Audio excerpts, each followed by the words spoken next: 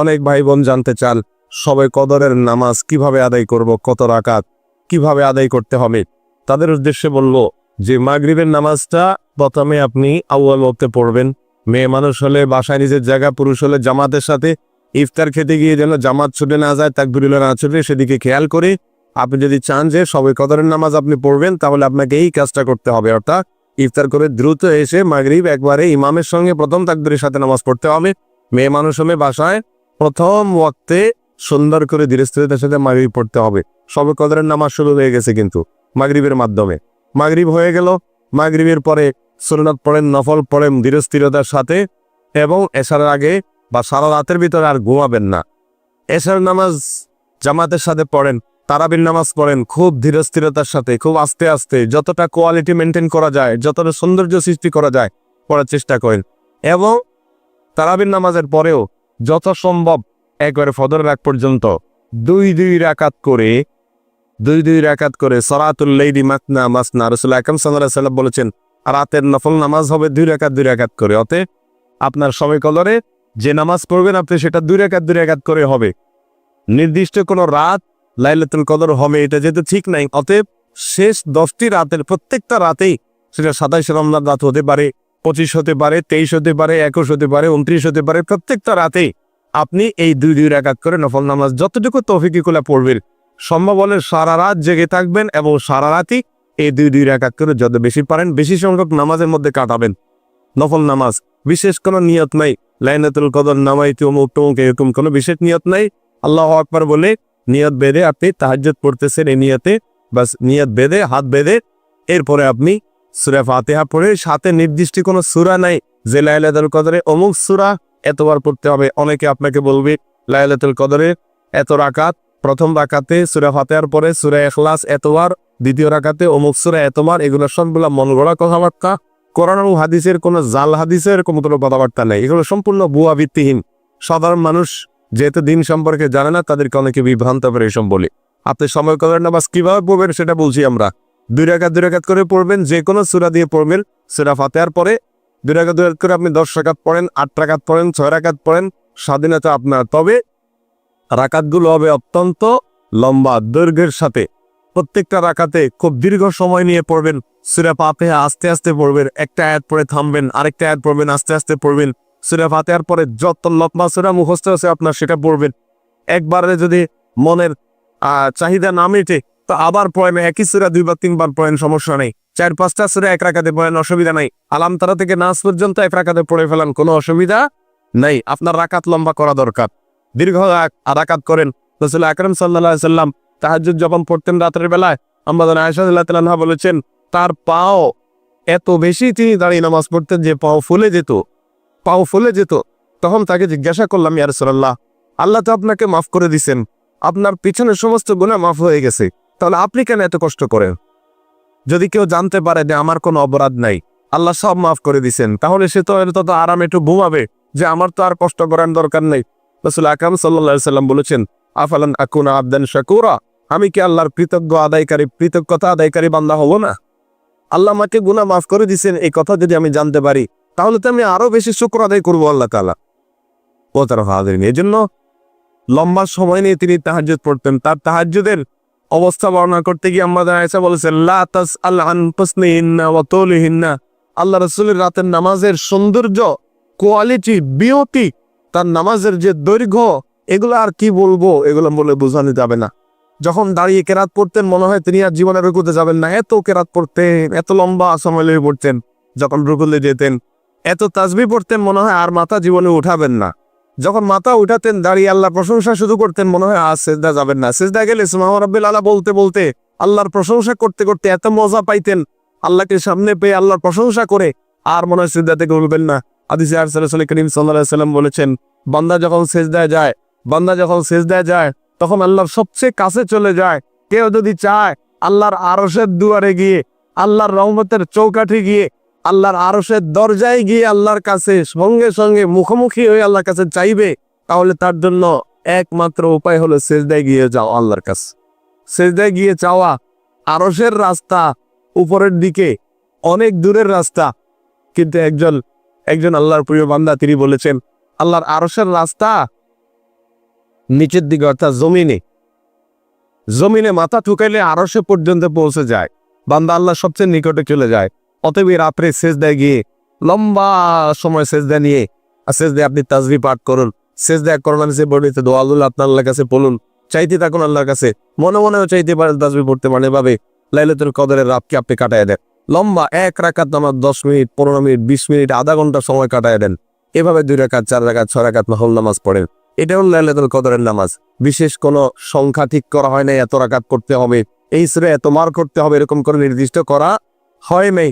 বরং আপনার যত খুশি আপনি পড়েন এবং কিছু সময় নামাজ পড়েন, কিছু সময় দোয়া করেন, কিছু সময় জিকির করেন, কিছু সময় তাসবিহ পড়েন, হ্যাঁ, কিছু সময় আল্লাহর কাছে কান্নাকাটি করেন, কিছু সময় কোরআন তেলাওয়াত করেন, হ্যাঁ, কিছু সময় আল্লাহর অপরাধের কথা স্বীকার করে, আল্লাহর কাছে অপরাধের কথা স্বীকার করে ক্ষমা চান।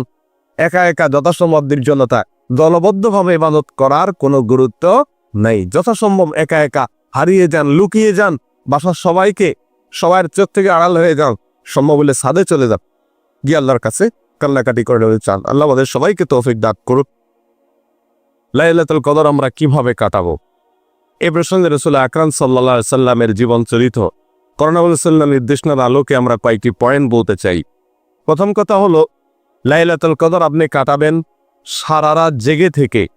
কারণ রাসূল করিম সাল্লাল্লাহু আলাইহি সাল্লাম রমাদানের শেষের দশকের প্রতিটি রাত জেগে থাকতেন।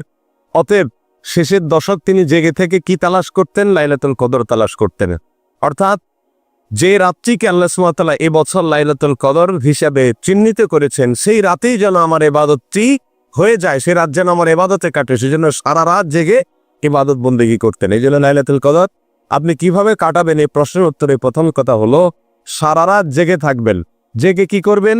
প্রথম কাজ হলো জেগে দাঁড়িয়ে ইবাদত করবেন।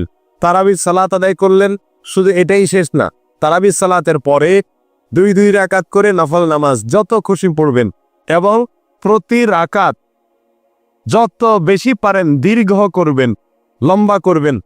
দাঁড়িয়ে কেরাত পড়বেন, এত বেশি কেরাত, লম্বা কেরাত পড়বে যে দাঁড়াতে দাঁড়াতে পা ফুলে যাওয়ার অবস্থা হয়ে যায়। আপনার যদি খুব বেশি কোরআন মুখস্থ না থাকে, একই সূরা বারবার পড়েন, কোনো অসুবিধা নেই। একই রাকাতে একই সূরা বারবার পড়তে থাকেন এবং আস্তে আস্তে পড়েন। প্রতিটি আয়াতের পরে ওয়াকফ করেন, থামেন, ধীরে ধীরে পড়েন, সম্ভব হলে বুঝে বুঝে পড়েন। এবং তেলাওয়াত করার পরে রুকুতে যাওয়ার আগে তেলাওয়াতের পরে একটু গ্যাপ দেন, তারপরে রুকুতে যান। রুকুতে গিয়ে প্রতিটা তাসবিহ খুব ধীরে ধীরে পড়ুন। সুবহান রাব্বিয়াল আযীম, সুবহান রাব্বিয়াল আযীম। আমার মহান রব পবিত্র, আমার মহান রবের পবিত্রতা বর্ণনা করছি। সুবহান রাব্বিয়াল আযীম। আস্তে আস্তে বলুন, ধীরে ধীরে বলুন, ওয়াকফ করে করে বলুন, দীর্ঘ সময় বলতে থাকুন। আল্লাহর পবিত্রতা বর্ণনা করতে করতে রুকুতে মাজা ব্যথা হওয়া পর্যন্ত রুকুতে থাকেন। এরপরে রুকু থেকে উঠে দাঁড়িয়ে যান। দাঁড়িয়ে আবার সামি আল্লাহু লিমান হামিদা, রব্বানা ওয়ালাকাল হামদ, অথবা রব্বানা লাকাল হামদ, অথবা আল্লাহুম্মা রব্বানা লাকাল হামদ, সবগুলাই পড়া যাবে, সবগুলাই হাদিসে আছে। আপনি রুকু থেকে উঠে দাঁড়িয়ে এরপরে আবার দীর্ঘ সময় নিয়ে আমদান কাসীরান তাইয়িবান মুবারাকান ফি, আল্লাহ প্রশংসা করেন। কিছু না পড়তে পারলে দাঁড়িয়ে থাকেন, অন্তত 1-2 মিনিট দাঁড়ায় থাকেন। এরপরে আস্তে করে সেজদায় যান। সেজদায় আবার 2 মিনিট 3 মিনিট সময় নেন। আস্তে আস্তে সেজদাগুলোতে তাসবিহগুলো আস্তে আস্তে পড়ুন, দীর্ঘ সময় ধরে পড়তে থাকুন। সেজদার পরে আস্তে করে মাথা উপরের দিকে উঠেন, কোনো স্থির করবেন না, তাড়াহুড়া করবেন না। উঠে মাথা সোজা করে টনটন করে দাঁড়িয়ে বসে দীর্ঘ সময় আবার অপেক্ষা করে আবার সেজদায় যান। এভাবে ধীরে স্থিরতার সাথে সালাত আদায় করুন। 2 রাকাত করে আপনি এইভাবে সারা রাত ধরে যত বেশি পারেন আদায় করুন। কারণ রাসূল আকরাম সাল্লাল্লাহু আলাইহি সাল্লাম বলেছেন, মান কামা লাইলাতুল কদরি ঈমানান ওয়া ইহতিসাবা, যে ব্যক্তি লাইলাতুল কদরে ঈমানের সঙ্গে ইখলাসের সঙ্গে দাঁড়িয়ে নামাজ আদায় করবে, লাইলাতুল কদরে নামাজ আদায় করবে, লাইলাতুল কদর জুড়ে নামাজ পড়বে, গফিরা লাহু মা তাকাদ্দামা মিন যামবি, তার পেছনে জীবনের সমস্ত গুনাহ মাফ করে দেওয়া হবে। এজন্য ভাইরা আমার, লাইলাতুল কদর কিভাবে কাটাবেন সে প্রশ্ন উত্তরে প্রথম কথাই দেই যে এ রাতে দাঁড়িয়ে বেশি বেশি নামাজ আদায় করবেন। কিভাবে কাটাবেন? বেশি বেশি নামাজ আদায় করবেন। দ্বিতীয় কাজ হলো বেশি বেশি দোয়া করবেন, আল্লাহর কাছে চাইবেন। কি চাইবেন? মানুষ যেহেতু আমরা দুনিয়ামুখী বেশিরভাগ মানুষ, এজন্য আমাদের কাছে চাওয়া মানেই হলো চাকরি, বিয়ে শাদী, সন্তান সন্ততি, ভবিষ্যৎ, ঘরবাড়ি, টাকা পয়সা, ব্যবসা বাণিজ্য, ক্যারিয়ার, বাস এগুলোই আমাদের চাওয়া। কারণ একটা কথা আছে, কাকের নজর সবসময় নিচের দিকে থাকে। আমাদের নজর এলো দুনিয়ার এসব ঝুঁকা, এগুলাই। আখেরাত তো আমাদের নজরের বাইরের জিনিস, ওইগুলো তো আমাদের টার্গেটের বাইরের জিনিস। এই জন্য ওইগুলো খুব একটা আল্লাহর কাছে চাওয়া হয় না। চাইলেও শেষের দিকে আল্লাহ জান্নাত দিয়েন, এটুকু। মানে এটা একটা খাবারের সালাদের মতো আর কি। হইলো জান্নাত দিয়েন, দিলে। কিন্তু মেইন হলো আল্লাহ। আল্লাহ জোয়ান মানুষ হলো আল্লাহ, কেরিয়ারটা করতে পারতেছি না, বিয়ে শাদী হচ্ছে না, যাতে করে ভালো একটা চাকরি হয় আল্লাহ, ব্যবসায় আল্লাহ যেন আরেকটা দোকান খুলতে পারি আল্লাহ, আর বাড়িওয়ালা আল্লাহ প্লট বাইর করে রাখছি আরেকটা সাপ আল্লাহ যেন করার তৌফিক হয় আল্লাহ। একটা হয়ে গেছে আল্লাহ, আরেকটা প্লট কিনে রাখছি, এখনো কাজ ধরতে পারছি না আল্লাহ, দেন কিছু ইট বালি সিমেন্টের টাকা দিয়ে দেন আল্লাহ, যেন একটা শুরু করতে পারি। ঠিক না বেঠিক? বাস ধান্দা একটাই। হায়রে কপাল বোয়া, আল্লাহ সুবহানাহু ওয়া তাআলার কাছে লাইলাতুল কদরে চাওয়ার সুযোগ পাইছি, মহান রব্বুল আলামিনকে পাইছি। প্রাইম মিনিস্টারকে, প্রেসিডেন্টকে যদি কেউ সামনে পায় আর বলে যে তুমি চাও, কিছু চাও, আর সে যদি চায় যে আমাকে 1 কেজি সেমাই আর 2 কেজি চিনি আর একটু দুধের গুঁড়া, একটা প্যাকেট দুধের গুঁড়া কিনে দিলে আমার ইচ্ছা আমি ভালোভাবে করতে পারি, মাননীয় প্রধানমন্ত্রী, মাননীয় প্রেসিডেন্ট সাহেব, বলেন এই দিক থেকে আমাদের সমাজের মানুষ কত কত কত ধিক্কার আমরা দেব যে কপাল পোড়া, তোর মতো কপাল পোড়া এই সমাজে কে আছে বল? সেমাই চিনি নিয়ে চায় মানুষ প্রধানমন্ত্রী প্রেসিডেন্টের কাছে। হ্যাঁ, আল্লাহ আকবার। প্রধানমন্ত্রী প্রেসিডেন্টের শানে, তাদের মর্যাদায়, তাদের চেয়ারের সঙ্গে সেমাই চিনি চাওয়া যেরকম শুধুমাত্র বেমানান, আল্লাহ রাব্বুল আলামিনের কাছে শুধুমাত্র দুনিয়ার রড সিমেন্ট আর গাড়ি বাড়ি এগুলো চাওয়া আল্লাহর কসম তার চাইতে 1000 কোটি গুণ বেশি বেমানান। বলে তাহলে কি করতে হবে? হ্যাঁ, এখানে একটা পার্থক্য আছে। দুনিয়ার মানুষের কাছে ছোটখাটো জিনিস চাইতে মানুষ লজ্জাবোধ করে না, আল্লাহর কাছে অবশ্য ছোটখাটো জিনিস চাইতেও লজ্জাবোধ করা যাবে না। বরং রাসূল আকরাম সাল্লাল্লাহু আলাইহি সাল্লাম বলেছে, জুতার ফিতা ছিঁড়ে গেছে সেটাও পর্যন্ত সংশোধিত এবং সারাবার জন্য আল্লাহর কাছে সাহায্য চাও। আল্লাহর কাছে চাও যে আল্লাহ, জুতার ফিতাটা পর্যন্ত আমার ছিঁড়ে গেছে, এটাকে আপনি সারিয়ে দেন সংশোধন করে। অর্থাৎ তুচ্ছ বিষয় আল্লাহর কাছে চাইতে আমরা কার্পণ্য করব না। দুনিয়ার প্রেসিডেন্ট, প্রধানমন্ত্রীর সঙ্গে আল্লাহ সুবহানাহু ওয়া তাআলার একটা বিশেষ পার্থক্য এবং বৈশিষ্ট্য। তবে শুধুমাত্র জুতার ফিতাই চাইলেন আর বড় বড় জিনিসগুলো চাওয়া থেকে বাদ দিয়ে রাখলেন আল্লাহর কাছে, এটা তো আল্লাহর শানে যায় না। এই জন্য ভাইরা আমার, লাইলাতুল কদরে আল্লাহর কাছে আপনি সবচেয়ে বেশি চাইবেন কি? মাগফিরাত। ওয়াল্লাহি আমাদের সবচেয়ে বড় সমস্যা হলো আমাদের গুনাহগুলা। আমাদের সবচেয়ে বড় সমস্যা কি? আমাদের দুনিয়া আটকে আছে, আখিরাত আটকে আছে, জান্নাত থেমে আছে, দুনিয়ার কল্যাণ থেমে আছে, বরকতার যে বৃষ্টি আসমান থেকে পড়বে সেটা পড়ছে না।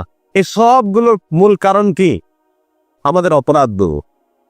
আমরা আল্লাহর নাফরমানি করতে করতে এত নিকৃষ্ট হয়ে গেছি যে আল্লাহর করুণার উপযুক্ত হচ্ছি না, আল্লাহর অনুগ্রহ পাচ্ছি না, আমরা এগুলো থেকে দূরে সরে আছি মোহতারাম হাজিরিন।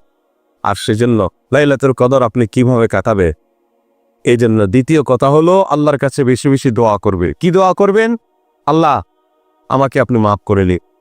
এ রাত্রে আপনি কত মানুষকে সাধারণ ক্ষমা ঘোষণা করবেন, কত মানুষের পেছনের সারা জীবনের প্রোফাইল আপনি ডিলিট করে দিবেন, কত মানুষের সারা জীবনের গুনাহ আপনি মাফ করে,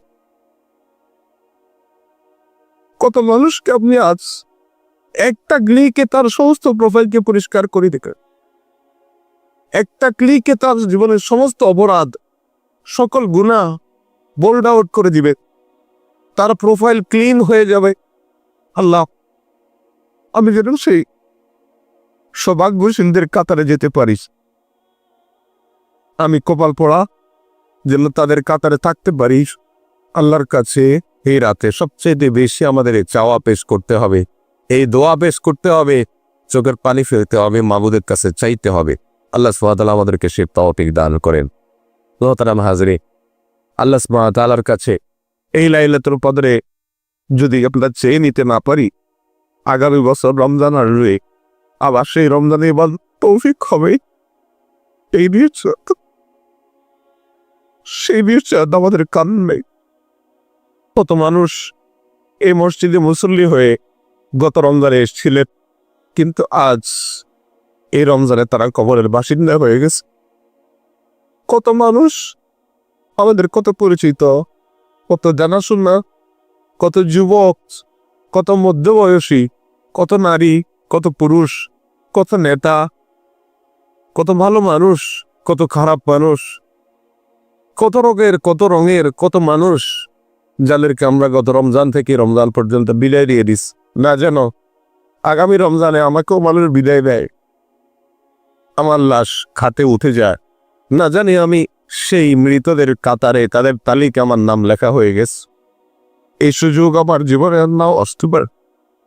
এই রমজান আমার জীবনের শেষ রমজান, এটাকে নিশ্চিত ধরে আর প্রতিটি সেকেন্ডকে, প্রতিটি মুহূর্তকে চোখের মনি পেলে একবারে অস্থির ফাঁসির আসামির মতো, দণ্ডাদেশ পাওয়া মানুষের মতো পাগলের মতো ছটফট করতে থাকা, বাবাদের কাছে কাঁদতে থাকা, বাবাদের কাছে গিয়ে চটপট করতে থাকা, পাগলের মতো ছোট বাক্সার মতো আল্লাহ কাছে কাঁদতে থাকা।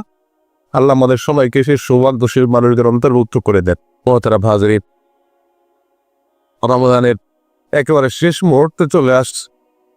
কত ফজিলত, কত মর্যাদা আল্লাহ সুবহানাহু ওয়া তাআলা এই মাসটিতে রেখেছে, এই মাসটির প্রতিটি মুহূর্তে দিয়েছেন।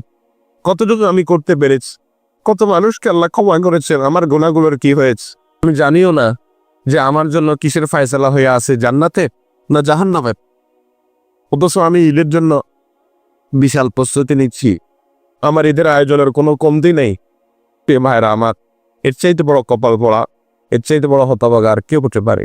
এই জন্য রমাদানের শেষের মুহূর্তগুলোতে আল্লাহ সুবহানাহু ওয়া তাআলার ইবাদত বন্দেগীতে আরো বেশি আমরা মনোনিবেশে, আরো বেশি আল্লাহর কাছে চোখের পানি ফেলি এবং আরো বেশি আল্লাহর দিকে মনোযোগী হই।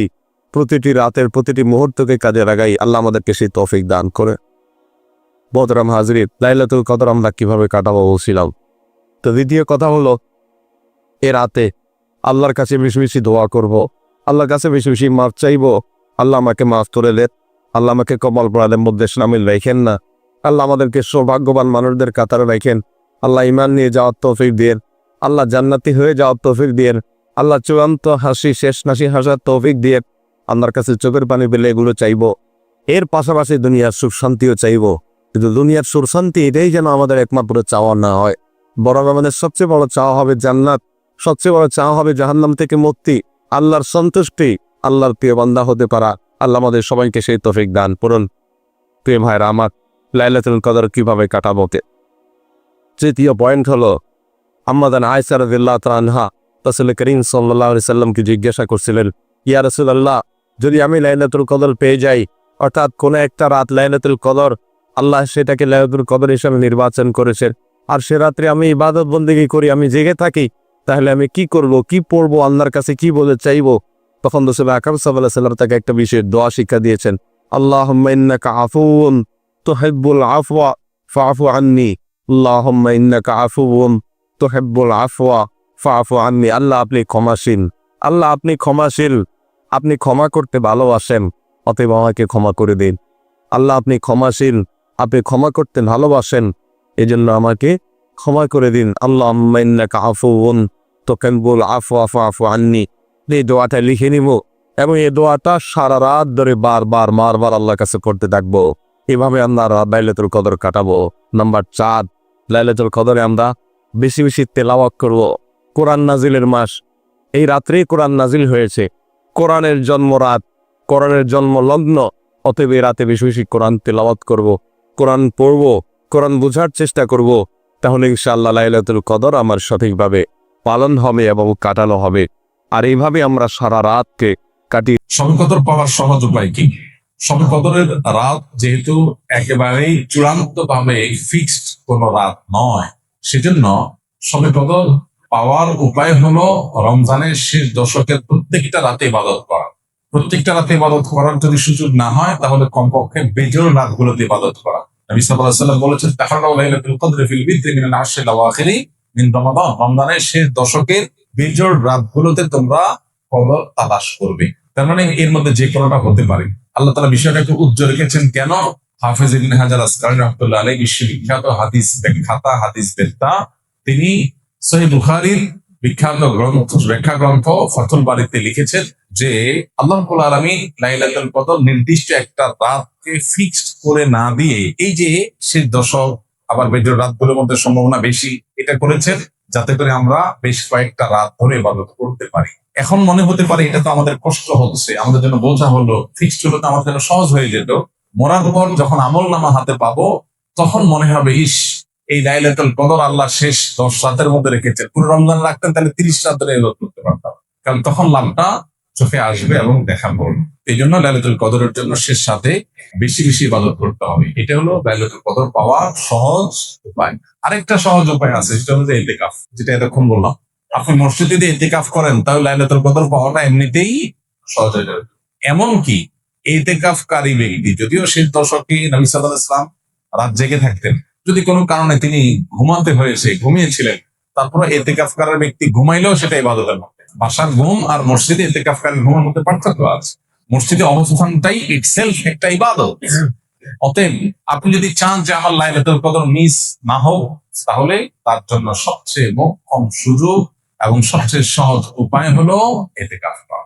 ইতিকাফ অত্যন্ত প্রেমময় একটি ইবাদত, যেটা খুব ভেতর থেকে ফিল করা যায়, আল্লাহর সাথে একান্তে কথা বলা যায়, অনুভব হবে যে আমি আল্লাহর ঘরে আছি, আল্লাহর ঘরে হাজির হয়ে গেছি।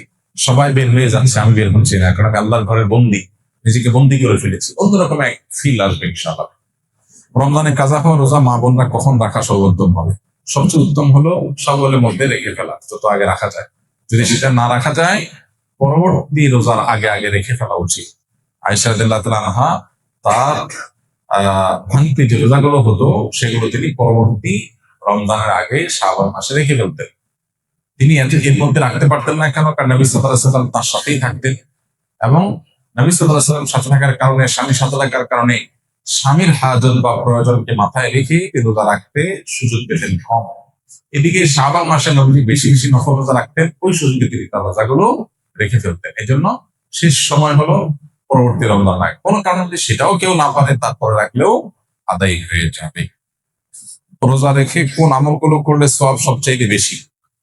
রোজা রেখে সবচেয়ে গুরুত্বের সাথে যে বিষয়টা খেয়াল করা দরকার, সেটা হলো সকল প্রকার গুনাহ থেকে বেঁচে থাকা। সকল প্রকার গুনাহ থেকে বেঁচে থাকা। আমি রোজা আছি, আমি গীবত করবো না, আমি রোজা আছি ঝগড়া করবো না, আমি রোজা আছি গালমন্দ করবো না, আমি রোজা আছি মিথ্যা কথা বলবো না, আমি রোজা আছি হারাম কোনো জিনিস ফেসবুকে, ইউটিউবে, মোবাইলের বাইরে, অফলাইনে, অনলাইনে কোনোভাবেই দেখবো না। এই জিনিসটা হলো রোজার মধ্যে সবচেয়ে গুরুত্বের সাথে আমাদের করা দরকার। আমরা বেশিরভাগ মানুষ নফল আমল করি, ফরজের খবর নেই। আমরা কোরআন তেলাওয়াত করি, আমরা ওয়াজ শুনি, আমরা জিকির আজকার করি, কিন্তু আমি মোবাইলে খারাপ জিনিস দেখি, ভিডিও দেখি, মিউজিক শুনি, ইচ্ছায় অনিচ্ছায় আমার জ্ঞাতসারে গুনাহ করি, তাহলে আমার রোজা পুরো ফজিলতটা নষ্ট হয়ে যায়। নবী সাল্লাল্লাহু আলাইহি ওয়াসাল্লাম বলেছেন, রব্বু সাইমিন লাইসা লাহু মিন সিয়ামিহি ইল্লাল জু', বহু রোজাদার আছে রোজা থেকে উপোস থাকা ছাড়া তার কোনো উপকার হয় না। সেজন্য জিনিসটা খেয়াল করা দরকার। আর এর পাশাপাশি নফল আমলের ভিতরে সবচেয়ে বেশি করণীয় কোনটা, যদি সেটা বলেন তাহলে বলবো রমজান মাসে কোরআনে কারীমের প্রতি আমাদের বিশেষ গুরুত্ব থাকা উচিত। এর বাইরে দোয়াটা বেশি বেশি পরিমাণে করা দরকার আমাদের। রমজানে কোনো ব্যক্তি হঠাৎ এমন অসুস্থ হয়ে গেল যে সাহারি খেয়ে রোজা রাখতে পারবে না, সেক্ষেত্রে ওই ব্যক্তির রোজার কাফারা কি হবে? কারণ যদি আসলে রোজা রাখার মতো সামর্থ্য না থাকে, তাহলে তার কাফারা হবে যে তিনি এই রোজার জন্য পরবর্তীতে রোজা রাখবেন। আল্লাহ বলেছেন, ফামান কানা মিনকুম মারিদান আও আলা সাফারিন ফাইদ্দাতুন মিন আইয়ামিন উখরা, যে ব্যক্তি অসুস্থ হবে অথবা সফরে থাকবে, সে অন্য সময় সে রোজা রেখে দিলে আদায় হয়ে যাবে, গুনাহ হবে না। কিন্তু অসুস্থতাটা এমন লেভেলের অসুস্থতা হইতে হবে যে এই অসুস্থ অবস্থায় তার রোজা রাখার কোনো সুযোগ নাই, রাখতে তার জীবনহানি বা অসহনীয় কষ্ট হবে। হালকা একটু জ্বর হলো, একটু সর্দি হলো, একটু পেট খারাপ হলো, আর এমনি রোজা ভেঙে ফেললাম, ঠুনকো অজুহাতে রোজা ভাঙে।